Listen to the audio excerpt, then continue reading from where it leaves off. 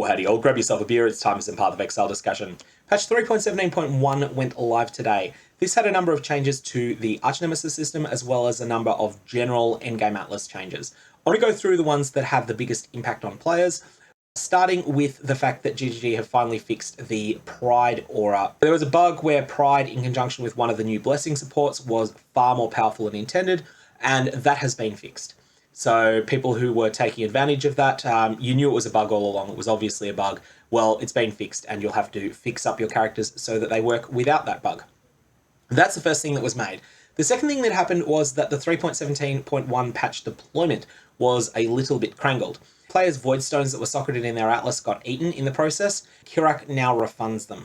However, the sextant modifiers that were on them for some players, including myself, but not necessarily everyone, were lost in this process, and it's just going to be a matter of time until GGG work out what they can do with those. I think their plan is that they will give them to you as itemized sextants at some point in the future, but they haven't committed to that yet, partly because I think they're checking whether they can actually ascertain exactly what sextant mods were lost.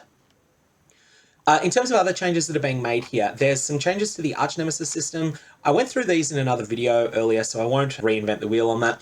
Just to say that these are quality of life changes, but they're not enough, and that they raise the Archnemesis system's UI from like a 3 out of 10 to a 4 out of 10. Ultimately, not really anything substantial there. There is a balance change here, where the Grasping Vine skill that was used by Treant Horde Archnemesis and Spriggans in Act 2 were disabling travel skills. I thought that may have been intended and was intended to be a pretty savage way of making these monsters have a real impact on players, even if you're moving at blitz speed. Turns out it's not intended, and they are being removed. That ability is being nerfed so that it will no longer lock down players' travel skills. Next, there's 3 changes that I think need to be mentioned here because they'll have a big impact on players. Firstly, map sustain. Map sustain has been really high in 3.17 already, but it's going to be shot through the roof by the Voidstone changes. Once you get your first Voidstone, you are just going to be showered in maps with this change. So socketing a Voidstone in your atlas now causes maps dropped in areas to have a 25% chance to be 1 tier higher, with this chance increasing the more Voidstones you socket. Socket all 4 Voidstones and you're looking at a 100% chance for maps to drop 1 tier higher, up to, of course, the limit of 16. What this means is that when you have a full 4 Voidstone atlas, this will mean that the maps that the game was originally going to make tier 16, they will drop normally. The maps that it was going to drop lower, it's essentially tripling those drops because of the way that the map drop equity system works. I think that this is going to be create a situation where players are going to have so many maps that your map stash tab will fill, there'll be no market for maps at all, and ultimately you can do things that are extremely wasteful with maps. Second change, Atlas passives now affect Shaper Guardian and Vaal Temple maps. This is actually a pretty big one. I had started running on my Twitch streams a whole bunch of Vaal Temples because they have a bunch of interesting drops. This is something that's fairly strong for Vaal Temple and Shaper Guardian maps. I think it'll make it more popular to farm those specific maps. Third, there's this cryptic line: the completion of unique maps no longer counts towards your highest completed map tier for Atlas and Kirac missions. So, if you are solidly in red maps, even if you've done one tier 11 or higher map that's not unique or league, this means nothing to you. On the flip side, if you're someone who is still working your way through white and yellow tier maps, there was a huge problem in the past if you did a white or yellow tier version of a unique map that Kirac was offering you as a Kirac mission, as that could lock you out of daily master mission replenish for the rest of until you started working on tier 11 plus maps. Ultimately, this is not going to affect many players now, but it would have been a nice fix to have earlier in the league when a few people ended up getting stuffed around really badly by this. Veteran players, though, this is pretty much a non-event. There's a couple of other little changes, and so it's worth having a quick flick through, like influence scouting reports have been improved so they can't be wasted anymore, and the epidemiology Atlas notable grants increased effective modifiers on blighted maps. Just have a look through with things that you're interested in. Except for one. And that one change is that death audios for monsters and players were really broken.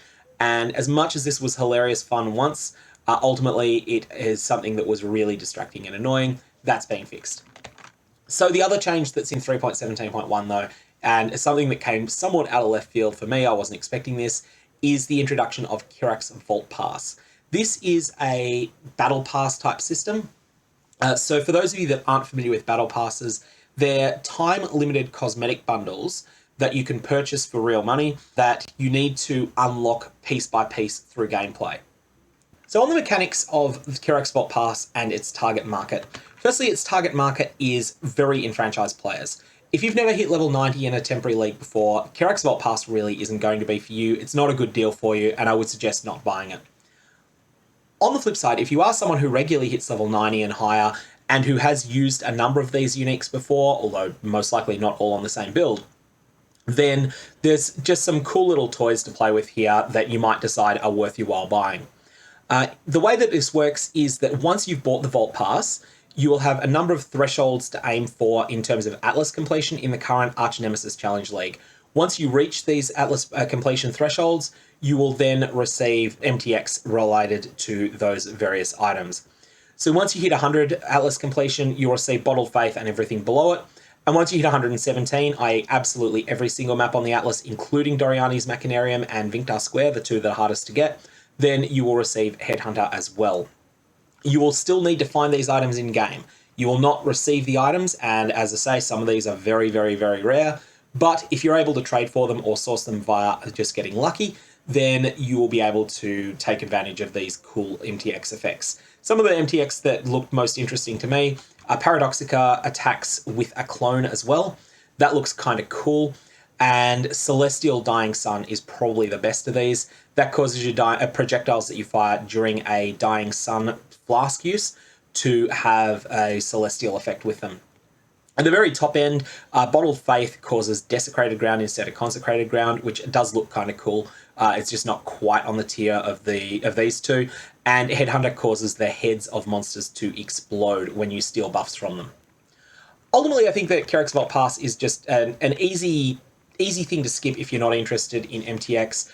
But if you are the target market for it, you probably know who you are. And honestly, you've probably already bought it. Anyway, that's all I got on 3.17.1. May your Vaal Orbs have interesting results.